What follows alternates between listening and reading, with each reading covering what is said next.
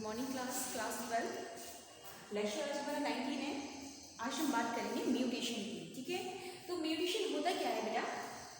Sudden hereditary change in genetic material of an organism is called mutation. Means suddenly मतलब या फिर अचानक से कोई भी जो जीन है उनमें परिवर्तन होना, दैट इज कॉल्ड म्यूटेशन। क्या कहलाता है बेटा? म्यूटेशन कहलाता है। या फिर हम ये कह सकते हैं जो मतलब जो सीक्वेंस होता है डीएनए का, उसमें जो परिवर्तन होते हैं, वो जो चेंजेस आते हैं बेटा, ये जो प्रोसेस होता है इसको बोलते हैं म्यूटेशन। क्या बोलते हैं बेटा? म्यूटेशन बोलते हैं। इसको हिंदी में बोला जाता है उत्परिवर्तन। क्या बोला जाता है बेटा? उत्परिवर्तन बोला जाता है। क्लियर हुआ? ठीक है, अब देखिएगा इसमें दूसरी चीज है आपका म्यूटेशन। ये अब ये म्यूटेशन के बाद म्यूटेशन क्या है? तो म्यूटेशन के बारे में बात करते हैं। सब्सटेंस दैट कैन कॉज आपका mutation are known as mutation. मतलब कुछ ऐसे सब्सटेंस होते हैं जो कि क्या करते हैं, कॉज करते हैं किसको? म्यूटेशन को। और ये जो म्यूटेशन को जो कॉज करते हैं, इस प्रोसेस को कहते हैं म्यूटेशन। या हम ये कह सकते हैं म्यूटेशन में, म्यूटेशन जो था, जो डीएनए में या फिर जीन में जो चेंजेस आ रहे थे बेटा, ये जो सीक्वेंस था, ठीक है, या फिर कुछ ऐसे फैक्टर या फिर ऐसे कॉज जिनके कारण क्या हो रहा है, म्यूटेशन हो रहा है, इसको बोलते हैं म्यूटेशन। क्या बोलते हैं बेटा? म्यूटेशन बोलते हैं। ठीक है, यानी कि सडनली उत्पन्न होने वाले जो क्या होते हैं, जीन में चेंजेस होते हैं, उनको म्यूटेशन कहते हैं। और ऐसे कॉज जो म्यूटेशन को उत्पन्न करते हैं उनको बोलते हैं म्यूटेशन बोलते हैं। ठीक है, अब देखिएगा हम बात करते हैं जो म्यूटेशन है बेटा, ये 2 टाइप्स के होते हैं। कितने प्रकार के? ये 2 टाइप्स के होते हैं, यानी कि फिजिकल, ठीक है, एंड आपका केमिकल म्यूटेशन। केमिकल म्यूटेशन, ठीक है, हम इसका एग्जांपल ले सकते हैं बेटा। ठीक है, जो आपका है एक्सरेज हो सकती है। फिजिकल जो म्यूटेशन है, ऐसे कॉज है एक्सरेज से क्या होती है बेटा, सडनली कुछ भी जीन में चेंजेस आ सकते हैं, जिससे क्या हो सकता है, म्यूटेशन हो सकता है। ठीक है, दूसरा हम लेते हैं यूवी रेज। ठीक है, अल्ट्रावायलेट जो किरणें होती हैं, इनसे भी क्या होता है, म्यूटेशन उत्पन्न हो सकता है। और ये किसके अंतर्गत आता है? ये फिजिकल म्यूटेशन के अंतर्गत आता है। क्लियर? अब हम बात करते हैं केमिकल म्यूटेशन की। जैसे केमिकल म्यूटेशन में कुछ chemicals, mustard gas, most important is mustard gas. ठीक है, मस्टर्ड गैस हुआ बेटा। दूसरा है इसमें आपका निकोटीन। निकोटीन हो गया। ठीक है, एंड हम इसमें बात कर सकते हैं नाइट्रस एसिड की। किसकी? Nitrous acid. किसकी बात कर सकते हैं? नाइट्रस एसिड की। यानी कि ऐसे म्यूटेशन जो फिजिकल एंड केमिकल जो है कॉज करते हैं म्यूटेशन के लिए, वो कहलाते हैं आपके एक्सवाई रेज, यूवी रेज हो सकती हैं, एक्स रेज हो सकती हैं, या केमिकल आपका म्यूटेशन में कह सकते हैं हम मस्टर्ड गैस होती है, और आपका निकोटीन, आपका नाइट्रस एसिड एक्सेट्रा क्या करते हैं, ये आपका म्यूटेशन कॉज फैक्टर कहलाते हैं। क्लियर हो गया? ठीक है, अब हम बात करते हैं, ये एक म्यूटेशन का छोटा सा ही प्रोसेस था, मतलब म्यूटेशन होता क्या है। तो फिर से हम बात करते हैं अब म्यूटेशन के बारे में। किसके बारे में बात करते हैं? म्यूटेशन के बारे में। ठीक है, देखिएगा जो म्यूटेशन होता है बेटा, ये 2 टाइप्स का होता है। कितने टाइप्स का होता है? 2 टाइप्स का होता है। ठीक है, 2 टाइप्स का होता है ये। फर्स्ट है आपका क्रोमोसोमल, ठीक है, म्यूटेशन, एंड सेकेंड इज आपका जीन म्यूटेशन।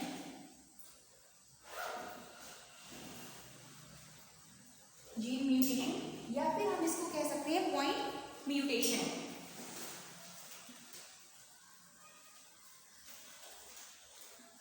क्या कह सकते हैं? पॉइंट म्यूटेशन कह सकते हैं। ठीक है, अब देखिएगा जो क्रोमोसोमल आपका म्यूटेशन है बेटा, इसको फिर से हमने इसको क्या था, म्यूटेशन था। ठीक है, म्यूटेशन को हमने 2 टाइप्स में डिवाइड किया, chromosomal mutation and gene mutation. अब हम बात करते हैं क्रोमोसोमल म्यूटेशन की।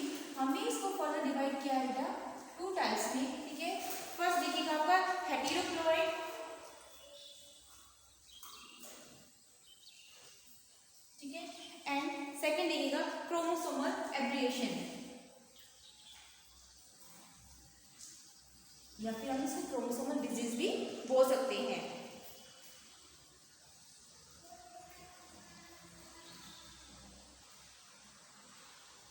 क्लियर हो गया? ठीक है, अब देखिएगा जो इसमें है हेटेरोक्लोइड म्यूटेशन में ये सभी म्यूटेशन है। ठीक है, अब देखिएगा हेटेरोक्लोइड जो म्यूटेशन है बेटा, हम इसके बारे में बात करते हैं।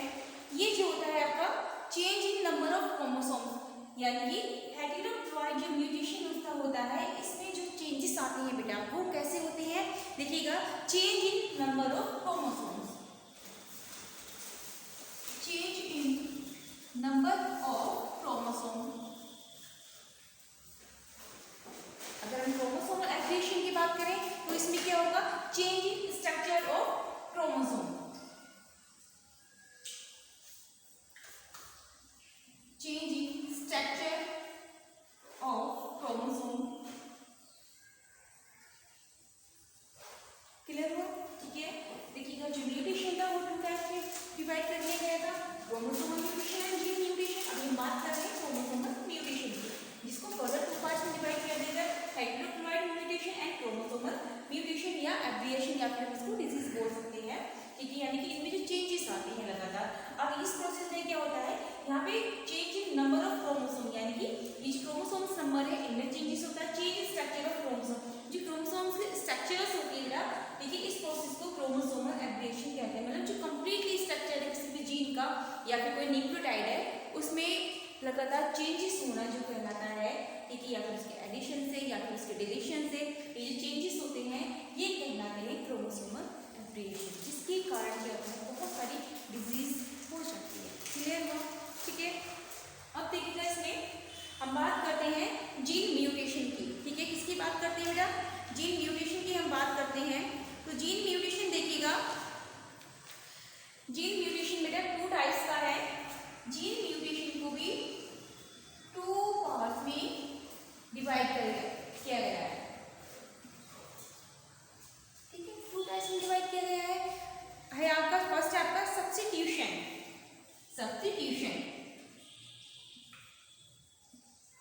जीन म्यूटेशन, एंड दूसरा आपका frame shift mutation, frame shift mutation. हमने बात किया था जीन म्यूटेशन की, इसको हम पॉइंट म्यूटेशन भी कहते हैं। ठीक है, अब देखिएगा जो जीन आपका पॉइंट या फिर जो जीन म्यूटेशन है वो क्या है? आपका change in a single base pair. ठीक है, अब जीन म्यूटेशन में क्या होता है? कोई भी सिंगल जीन बेस पेयर में जो चेंजेस आते हैं, इस प्रोसेस को पॉइंट म्यूटेशन या फिर जीन म्यूटेशन कहते हैं। ठीक है, change in a single base pair, किसी भी बेस पेयर में जो क्रोमोसोम्स है उसमें जो चेंजेस आते हैं उसको जीन म्यूटेशन कहते हैं। ठीक है, अब देखिएगा इसका हम एग्जांपल लेते हैं सिकल्स। ठीक है, अब जीन म्यूटेशन का एग्जांपल ले सकते हैं बेटा sickles, sickle cells anaemia, sickle cells anaemia ये इस प्रकार का कोर्स करती हैं। क्लियर हो गया? ठीक है, अब इसमें देखिएगा जो आपका फर्स्ट है, फिर से हम बात करते हैं जो इनकी types substitution and frame mutation होती क्या है। तो हम पहले बात करते हैं सब्स्टिट्यूशन म्यूटेशन की। देखिएगा, replicate of one nitrogenous base, मतलब किस कोई भी नाइट्रोजनस बेस है उसका रेप्लिकेट होना अनदर किससे?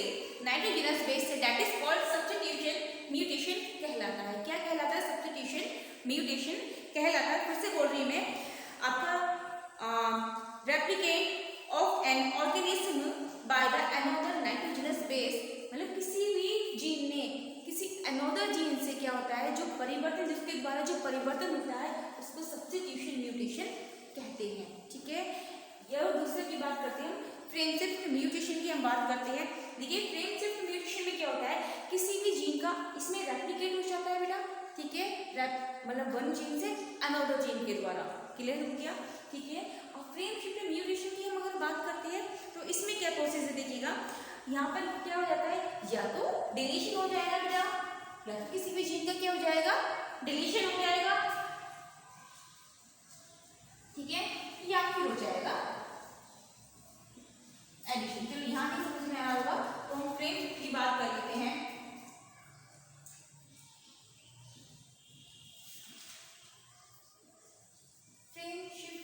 म्यूटेशन, ठीक है। यहाँ पर क्या होगा बेटा, या तो हो जाएगा एडिशन या फिर हो जाएगा डिलीशन, ठीक है। किसी भी जीन में या तो एडिशन होता है या फिर डिलीशन होता है, लेकिन वो कोड करता है किसके लिए, किसी भी प्रोटीन के लिए, ठीक है। क्या करता है, वो कोड करेगा किसी भी प्रोटीन के लिए। मींस क्या है, इसका जो फ्रेंडशिप म्यूटेशन है, एडिशन होगा या फिर डिलीशन होगा, ठीक है। लेकिन इसमें जो मतलब कोड होता है, ठीक है, एनिक जो कोड होता है वो किसके लिए, कोई भी कोडॉन या फिर कोड जो आपका इंडिकेट करेगा, ठीक है, डिलीशन में या एडिशन में, वो कोड करता है किसको, प्रोटीन को कर देगा। या फिर इनमें जो चेंज हो रहे हैं एडिशन से और डिलीशन से, ठीक है, एडिशन से और डिलीशन से इनमें जो कोड करता है वो किसको करता है, प्रोटीन को करता है। किसको करता है बेटा, प्रोटीन को करता है कोड, ठीक है। इसके लिए हम एग्जांपल ले सकते हैं फिनाइल कीटोनेरिया, जिसको हम फिनाइल कीटोनेरिया PKN से रिप्रेजेंट कर सकते हैं, ठीक है, PKN से, या फिर हम इसको PKU से रिप्रेजेंट कर सकते हैं, ठीक है, फिनाइल कीटोनेरिया। क्लियर हो गया, ठीक है।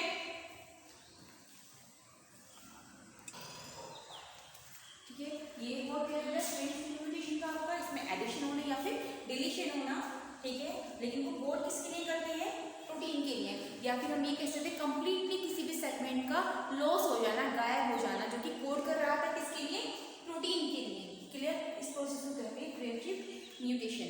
अब इसमें कोई भी क्रोमोसोम क्या हो रहा है, डिलीशन या फिर एडिशन हो रहा था। क्लियर, अब हम बात करते हैं क्रोमोसोमल एब्रिएशन की, या फिर इसको हम बोल सकते हैं क्रोमोसोमल डिजीज, ठीक है। इनसे जो होने वाली, यानी कोई भी डीएनए का जो सेगमेंट्स जीन है या फिर डीएनए है, उनमें जो चेंजेस आते हैं एडिशन पे या फिर डिलीशन से, उसमें क्या होती है, जो स्ट्रक्चर्स होती है डीएनए की बेटा, उसमें बहुत सारे चेंजेस जो कोज करते हैं किसी भी डिजीज को। क्लियर, अब देखिएगा इसमें क्रोमोसोमल आपका एब्रिएशन की हम बात कर रहे थे। क्रोमोसोमल एब्रिएशन में क्या होगा, या तो फिर जीन का क्या हो जाएगा, लॉस हो जाएगा, ठीक है, क्या हो जाएगा बेटा, लॉस हो जाएगा, या फिर वो गेन करेगा। लॉस हो जाता है या फिर गेन करता है, किसमें, जो डीएनए के सेगमेंट्स हैं। क्लियर, अब देखिएगा इसमें अगर आपका डिलीशन लॉस होता है किसी भी सेगमेंट्स में या फिर जीन में का, जब लॉस होता है तो इसको बोलते हैं डिलीशन।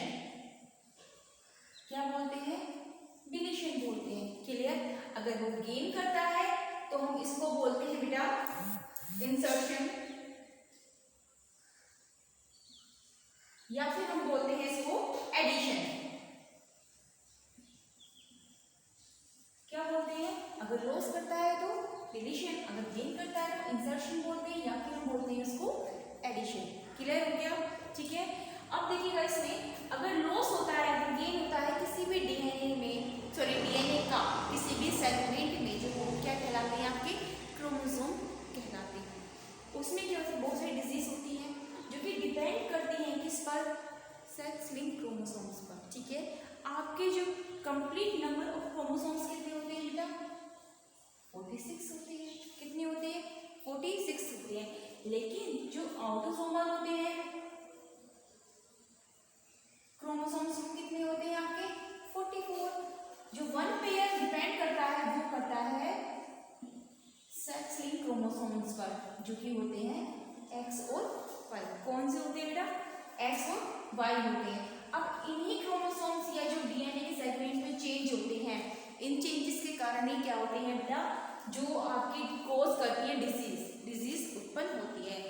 अगर जो डिलीशन किसी भी डीएनए, ठीक है, या फिर क्रोमोसोम में एडिशन या गेन के कारण जो डिजीज उत्पन्न होती है, या फिर हम बहुत टाइम ये क्वेश्चन पूछा जाता है बेटा, जो एक डिजीज उत्पन्न होती है, जो डीएनए या फिर जो भी न्यूक्लियस है, आपके न्यूक्लियोटाइड्स हैं, इनमें जो चेंजेस होते हैं उनको कहते हैं क्रोमोसोमल एब्रिएशन, ठीक है। वो जो क्या कहलाती है, क्रोमोसोमल एब्रिएशन कहलाती है, या फिर क्रोमोसोमल डिजीज कहलाती है। फॉर एग्जाम्पल आपका सिंड्रोम, ठीक है, आपका सिंड्रोम है, सिंड्रोम को हम ट्राइसोमी कहते हैं। कितने हैं आपका, जो ऑटोसोमल क्रोमोसोम्स कितने लेते हैं हम, 44 लेते हैं। 44 प्लस इसमें इसके साथ तो कोई भी मिलने चाहिए ना, ये यहाँ पर मिलने चाहिए भी, लेकिन क्या होता है आपके किसमें, डाउन सिंड्रोम में 2 की जगह आपके 3 सिंड्रोम मिल जाते हैं। यहाँ पर कोई भी हम एक मान लें 1 2 3, यहाँ पर हम इसको x मान सकते हैं या फिर कोई भी मान सकते हैं x y। भाई यहाँ पर क्या है 44 क्रोमोसोम थे, यहाँ पे केवल एक ही तो चाहिए होता जो एक्स वाई के पेयरिंग करता है। लेकिन यहाँ पर क्या होता है आपका किसी डाउन सिंड्रोम में बेटा एडिशन हो जाता है। मतलब यहाँ पर क्या होता है एक ही जगह कितने 2 क्रोमोसोम्स की जगह कितने क्रोमोसोम्स ऐड हो जाते हैं, 3 क्रोमोसोम ऐड हो जाते हैं इस पैटर्न में। या फिर हम इसको 44 + 3x भी लिख सकते हैं। ठीक है 44 + 3x भी लिख सकते हैं क्योंकि ये कोज करता है बेटा डाउन सिंड्रोम को। किसको? Down syndrome.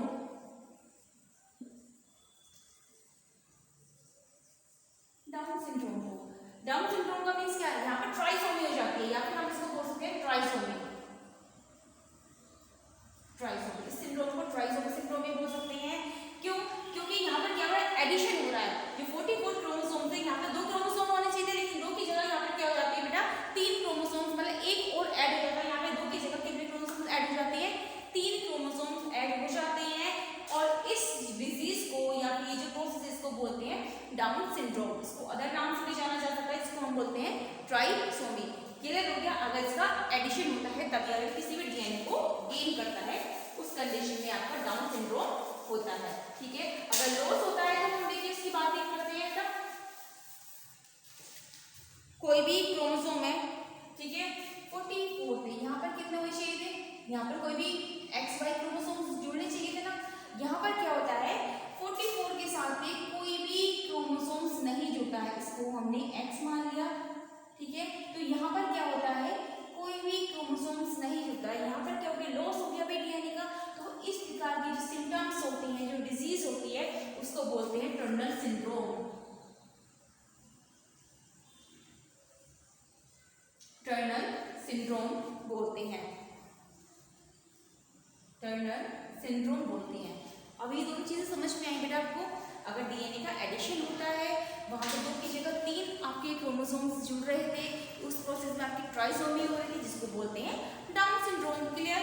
अब ये देखिएगा टर्नर सिंड्रोम में क्या होता है, यहाँ पर भी क्या होता है कोई भी आपका क्रोमोसोम जुड़ना चाहिए था, कोई भी जीन जुड़ना चाहिए था, लेकिन यहाँ पर क्या हो गया जो एक सीक्वेंस था बेटा, जो सीक्वेंस था आपका उसमें क्या हो गया लॉस हो गया। वहां पर कोई भी आपका क्रोमोसोम्स या डीएनए या फिर जीन ऐड नहीं हुआ है। इस प्रकार जो आपका सिंड्रोम उत्पन्न होता है उसको बोलते हैं टर्नर सिंड्रोम। क्लियर हो गया बच्चे? ठीक है अब हम बात करेंगे नेक्स्ट टॉपिक पे।